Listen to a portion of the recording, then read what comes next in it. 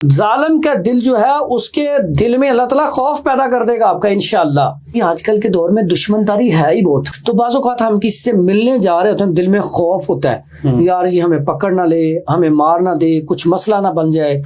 تو ایسے معاملے کے لیے حدیث کے الفاظ ہیں، یہ دعا پڑھیں، اللہ دیکھیں آپ کے لیے اتنی آسانیاں پیدا کر دے گا، اتنی آپ حیران ہو جائیں گے۔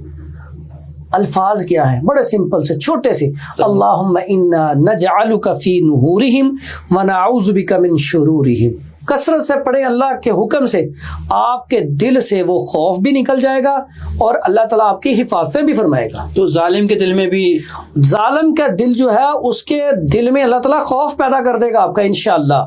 یہ کثرت سے پڑھتے رہیں اور توکل اور یقین کے ساتھ پڑھتے رہیں۔ تو کتنا ٹائم ہم اسے پڑھیں یا کتنے ٹائم میں؟ اچھا، جو بھی عمل ہے جب تک آپ کا وہ معاملہ حل نہیں ہو جاتا آپ پڑھتے رہیں، اس کی لیمٹ کوئی نہیں ہے؟ کوئی لیمٹ نہیں ہے۔ آپ 5 دن میں آپ کا وہ چیز ہو گئی ہے، 10 دن میں، یا جب آپ جا رہے ہیں تو کثرت سے پڑھتے جائیں۔